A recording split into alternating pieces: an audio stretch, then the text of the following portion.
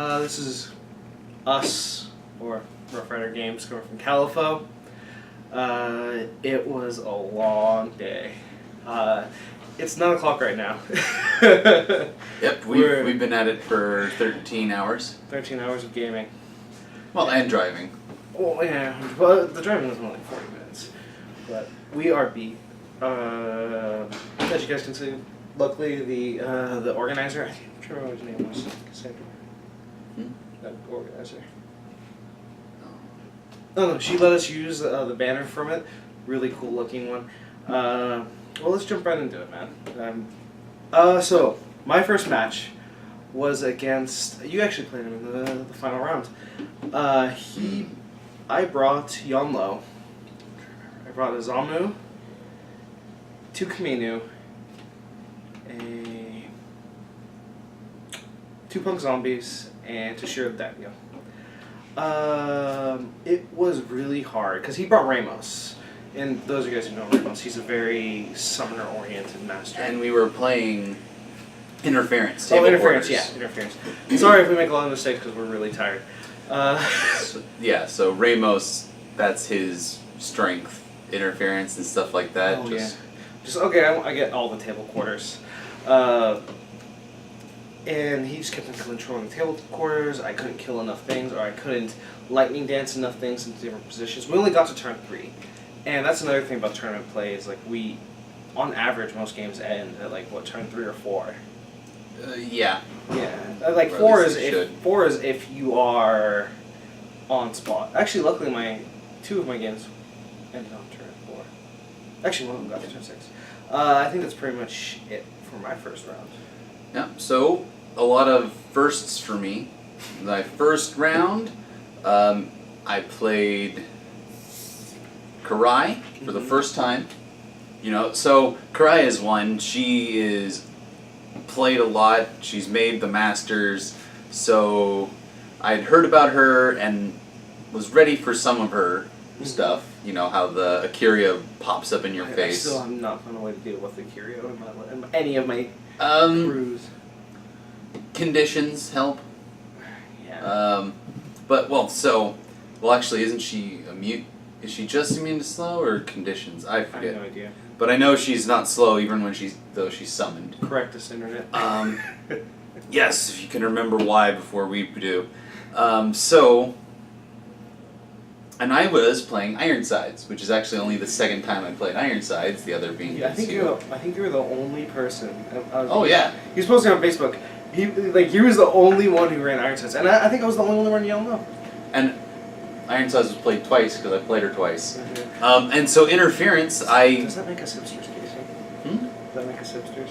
A Malifaux? Because we run Masters that nobody plays with? Malifaux hipsters? I don't know.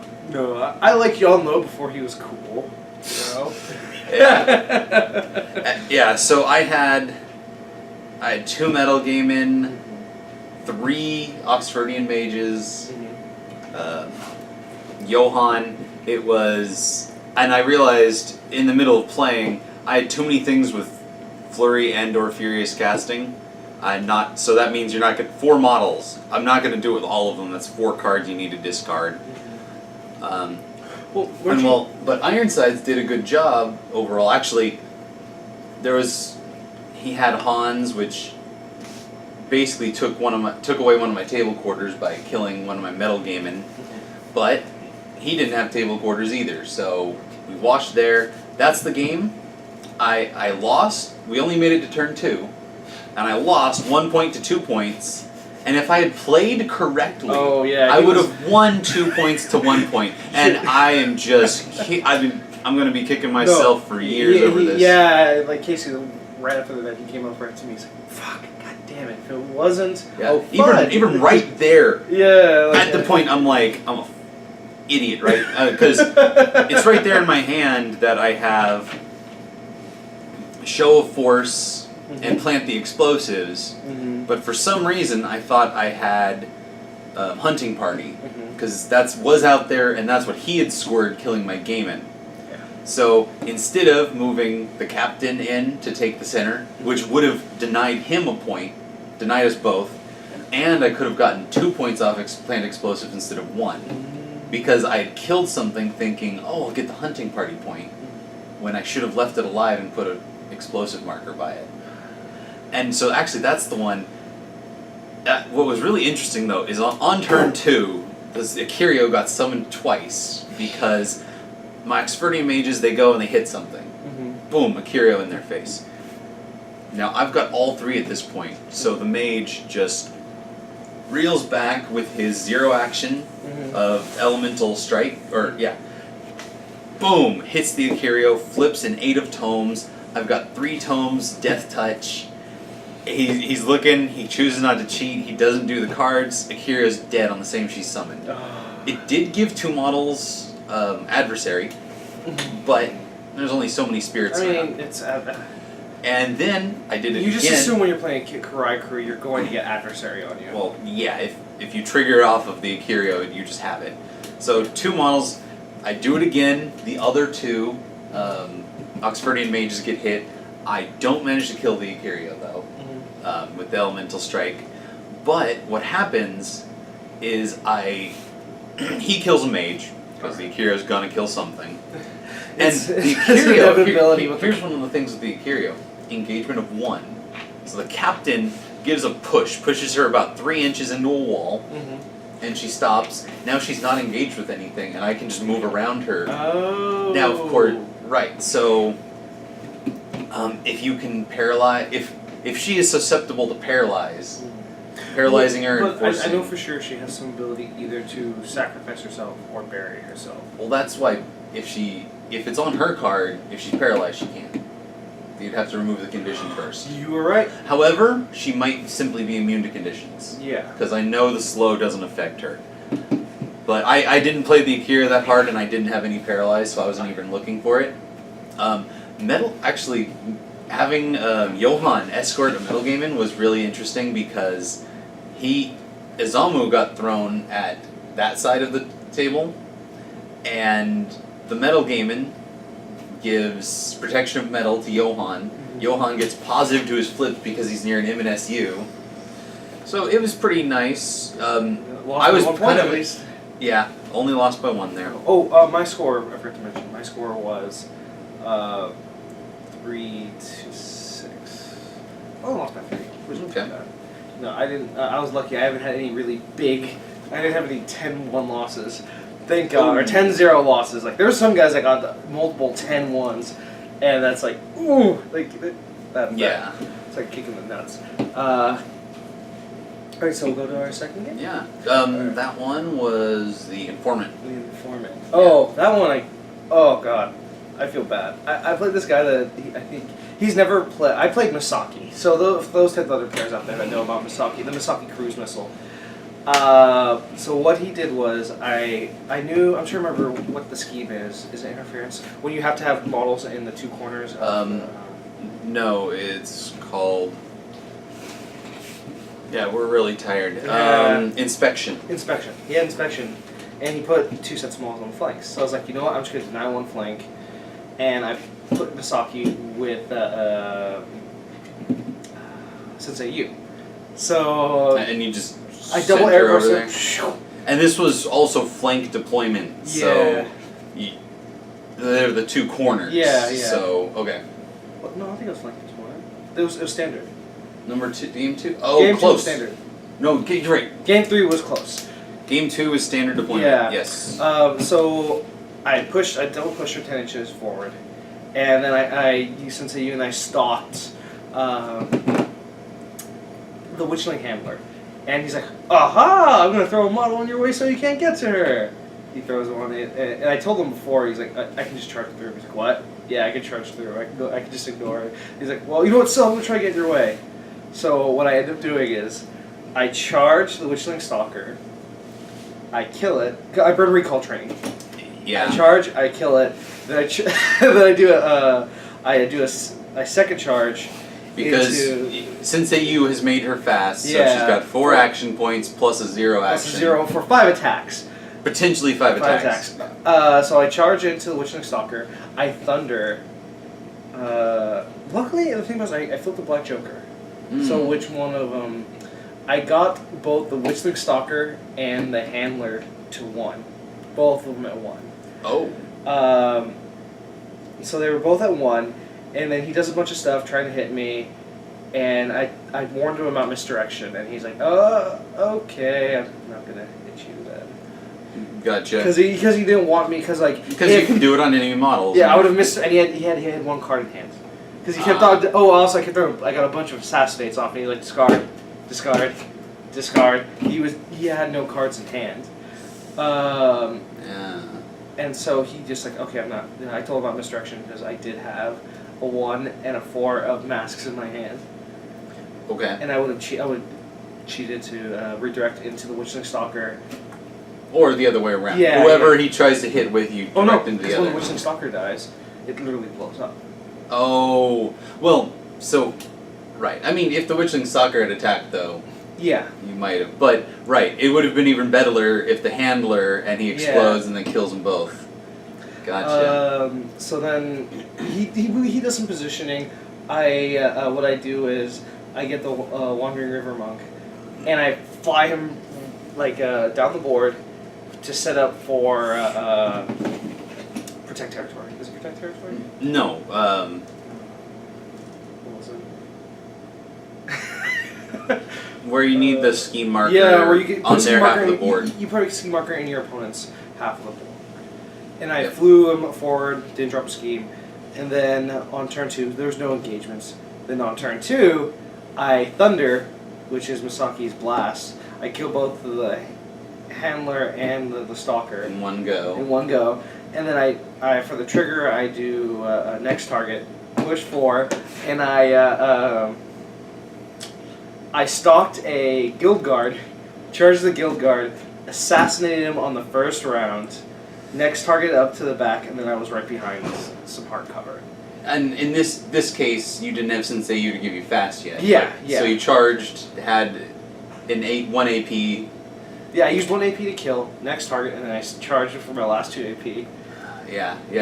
And Oh god, right. And it was Misaki can be gross. Well, the thing about it is, for those of you guys who ever play Misaki, what I would recommend doing is feed her a model. Well, the other thing is, like you said, it's probably that he'd never seen or played Misaki. Mm-hmm. So if you see Misaki, you don't take inspection, because she will screw your inspection up completely. Yeah.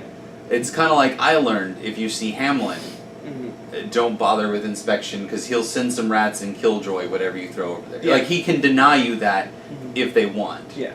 And that's one of the reasons why I picked Misaki. Actually, spoiler, I played Misaki for the last 3 rounds. It's Okay. when you're in a tournament, it's really intense. It's really a lot of thinking, and Misaki is my most comfortable master.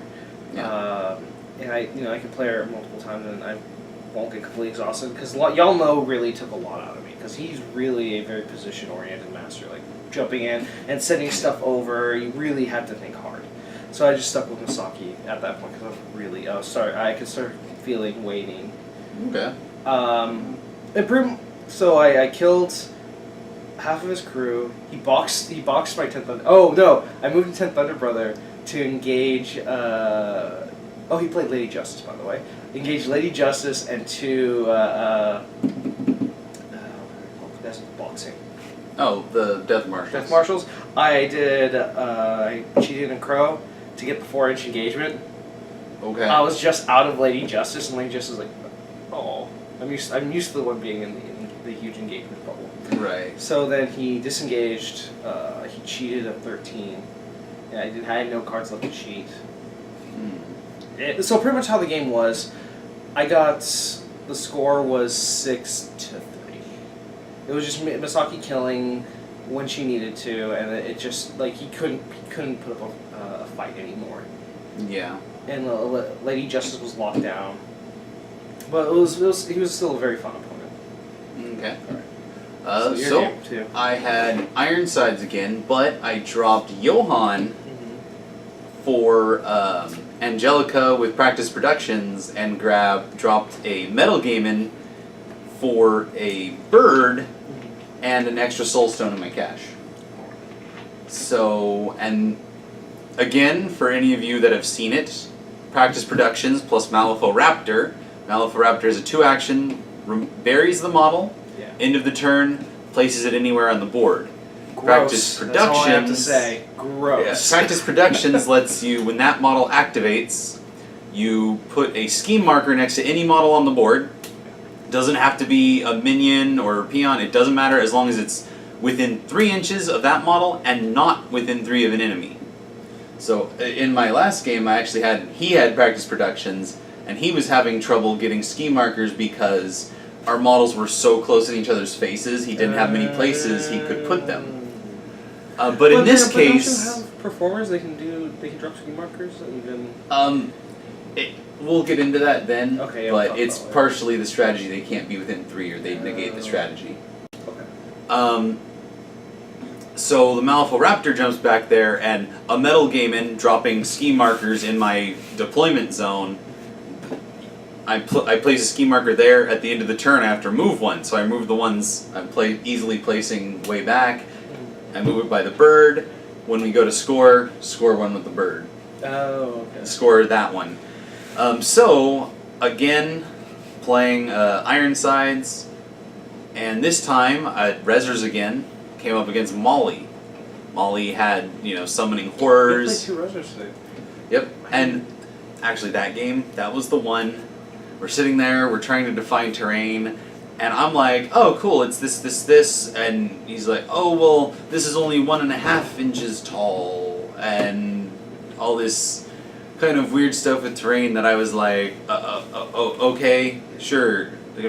I wanted to go get started because there's limited time. That's another one that was turn 2. Like the first game, I don't know why it was turn 2. Was it me? Was it him? That game, it took, we were defining terrain when time was, alright, start playing. Time starts now. He had just barely picked his crews. He was sitting there looking at the strategy. And so by the time we started, we were at least 15 to half an hour in. Oh, the first game? We did take a while on deployment and stuff. Yeah. So that... Well, that's the thing about these tournaments. Excuse me. You only get an hour and a half. And when you're doing it, you get no time.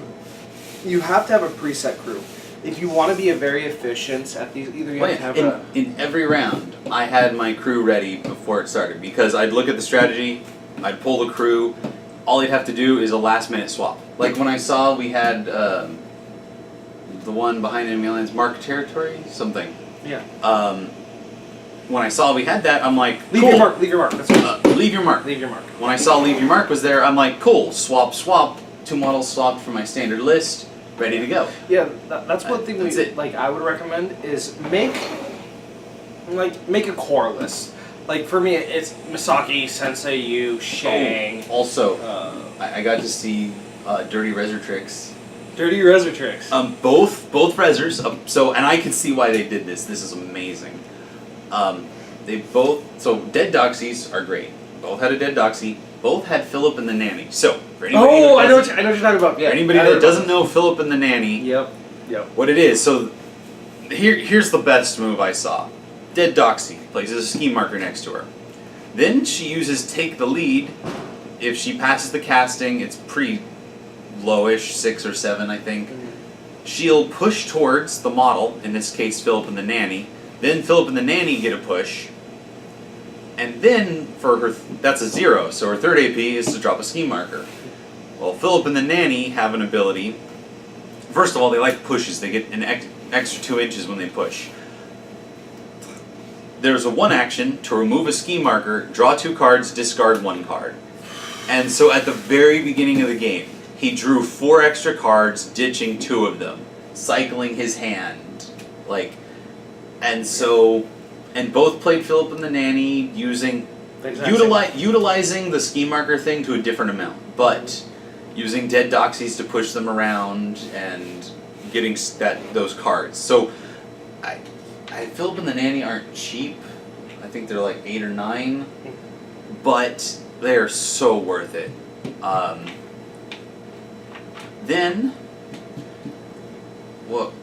So they both had that. And this was actually Molly, who they come with.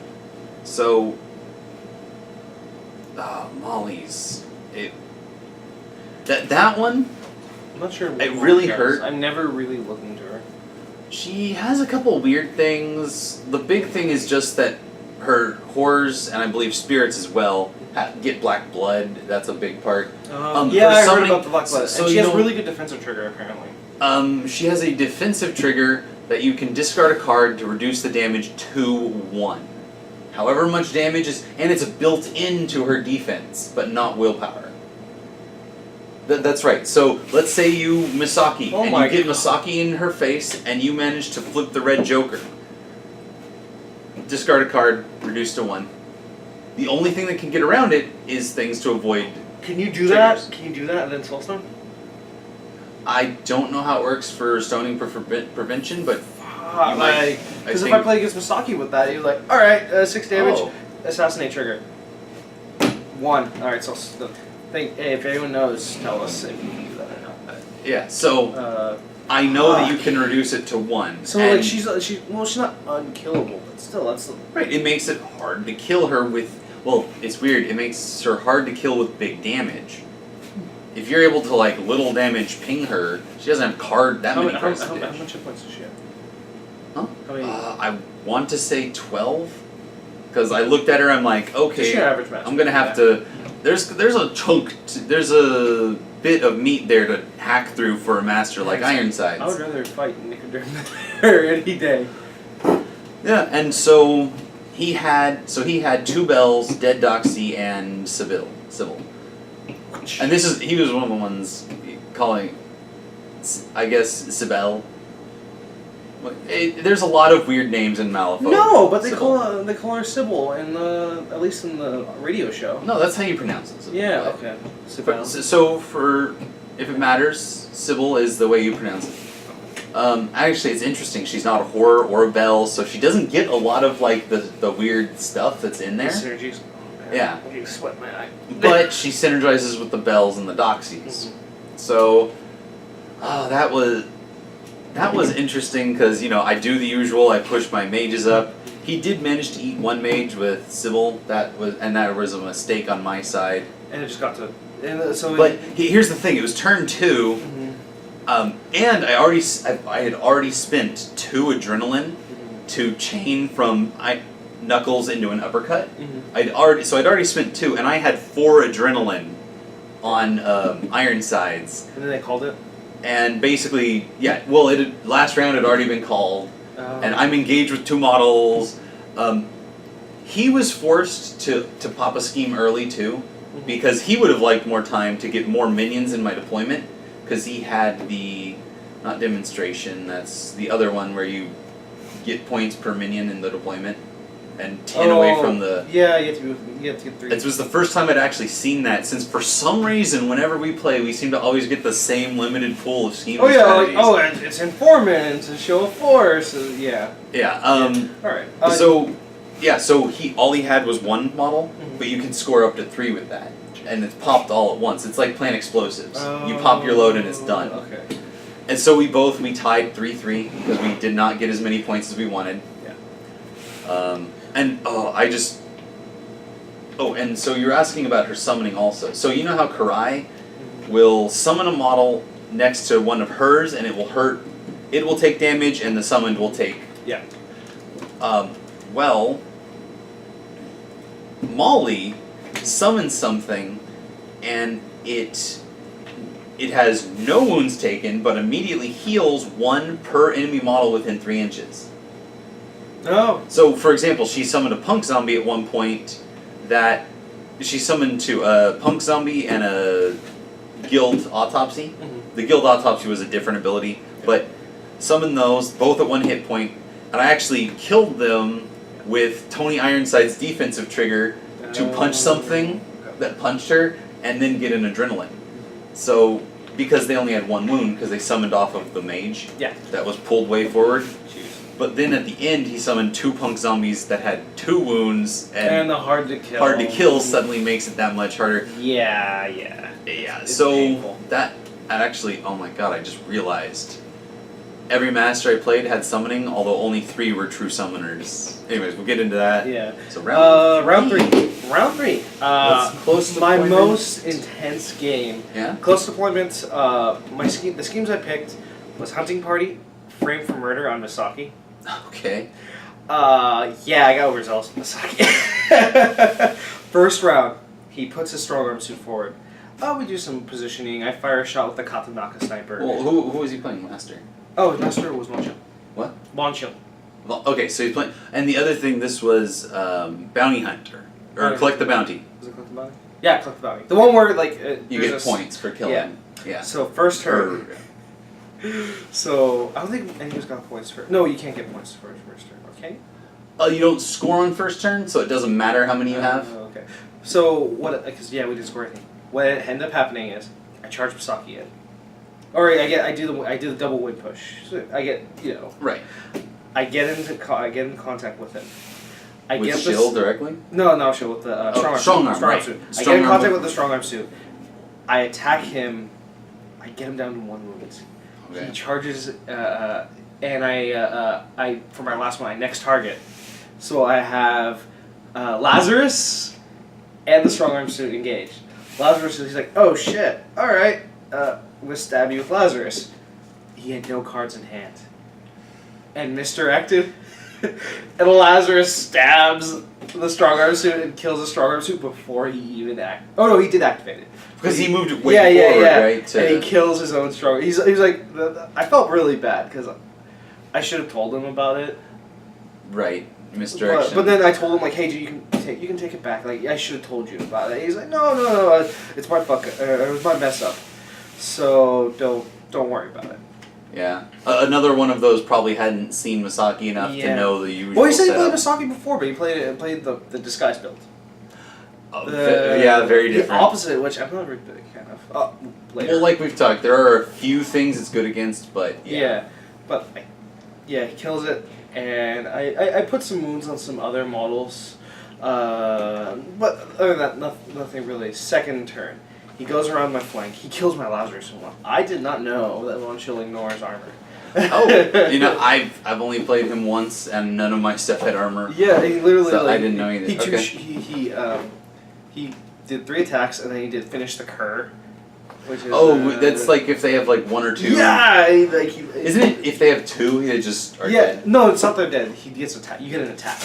You choose a friendly model in range, and then you tell him, all right, if you cast it, you make your free attack.